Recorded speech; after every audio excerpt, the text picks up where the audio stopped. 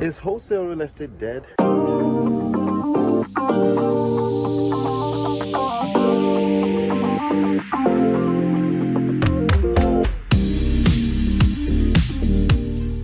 What's going on, my friend? This is Ola coming to you live from my myEmpirePRO studios on the road. So this question, dreaded question, haunting everyone everywhere. Is wholesaling real estate dead? It depends on what we're talking about. It depends on what you mean by wholesaling real estate. You know, the game has changed quite a bit, and we will all be lying to ourselves if we don't acknowledge that. You know, but before I get into all of that on how the game has changed, I think it's okay that I don't assume that it's not your first time. If it's your first time here, please make sure you hit the thumbs up. Make sure you subscribe to this channel, so I'll continue to bring you more videos on real estate, making money from home, things like that, things I'm personally involved in when it comes down to money. All right, but thank you so much for those of you that are coming back. I appreciate you. We're 3,200 strong, and we will continue to work at that. Okay, so the more you share this video, the more you watch it, come back. It helps us, it supports us. As you can see, I'm on the road, and I still have to make sure I bring you this content, right? Now, with that being said, is wholesaling real estate dead?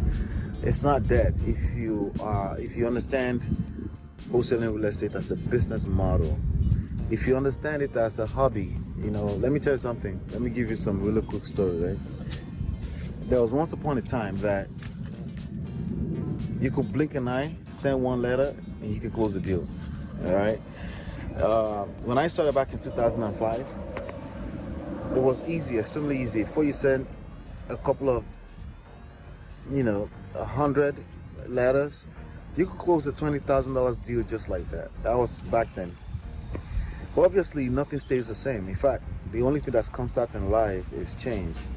Now, for those of you that don't know what real estate wholesaling is, it's basically the art and the science of finding deeply discounted properties, locking them under a purchase contract at a predetermined price that makes sense for an investor, usually 65% of the after repair value or lower, and then assigning the right to the contract to another person for a fee. That could be $10,000, $20,000, or as high as $82,000, which is my personal highest that I'm still trying to beat. Now, with that being said, is it dead?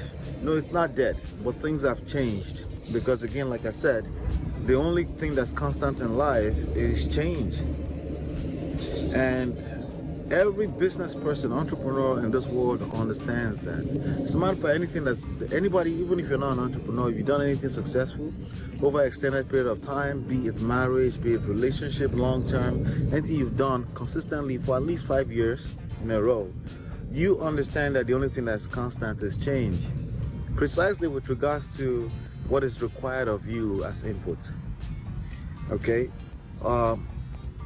So back in the days, again, you could send a few letters, but these days it's a little different. Why? Because obviously on this same YouTube streets, a lot of people are teaching the same strategy. There's nothing wrong with that. It just means that you have the same amount of supply of houses, maybe slightly different, but a lot more people it's created a lot more demand for the same deals.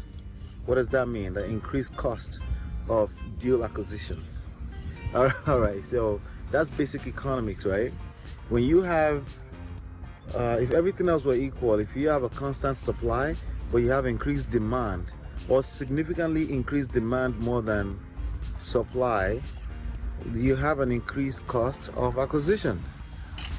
Somehow we tend to pretend like that's not applicable in this world of real estate wholesaling. It is applicable anywhere in life, so it's applicable here.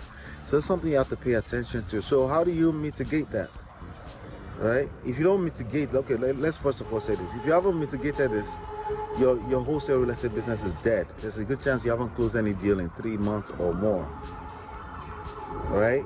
And you've closed deals before. It's not because you haven't closed deals before in the past. It's just that you're stagnant. And if you're stagnant, there's no such thing as stagnancy in real life. It's either you're growing or you're dying at the end of the day, right? So like I said, it depends on what we're talking about. If we are talking about wholesaling strategy as a strategy, no, it's not dead.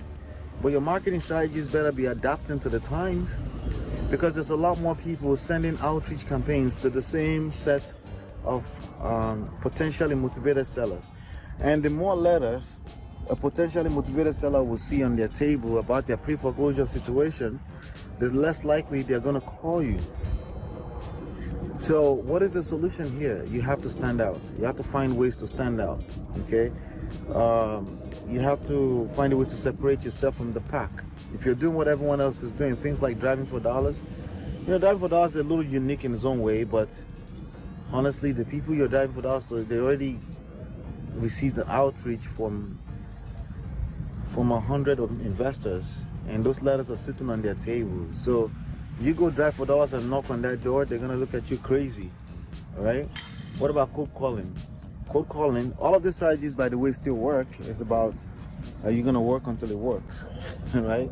It's about you have to go through a lot more numbers to get to a deal, and people are still getting to deals. So no, in the grand scheme of things, it's not dead, but it's dead for a lot of people, because a lot of people are retrieving and learning strategies that has not worked in 10 years effectively. Maybe has worked, but hasn't worked effectively in 10 years. So I'll tell you like this: is it dead? No, it is not dead. The old school marketing strategies are dead. Okay? If you're doing direct mailing the way you did it back in the days, it's dead. If you don't have at least $10,000 to spend on marketing budget for response marketing, if you do it the way it was done 15 years ago, you would just waste money. Okay? So you have to include data collection. You have to include data intelligence in your activities so that you can stand out. Data intelligence will allow you to understand where there is still very low supply of outreach campaign to the same set. That allow you to pinpoint where you can take advantage of low competition. Any business in life requires a decent amount of market research. This business is no different. Okay, so you're looking for the attention. You're looking to the attention from potentially motivated sellers, right? That's one thing to worry about. That's one variable to worry about. The other variable to worry about is competition. You have to do competition analysis. I mean, you can literally go on your best gurus, your highest or most popular gurus channel, and look at the comment area.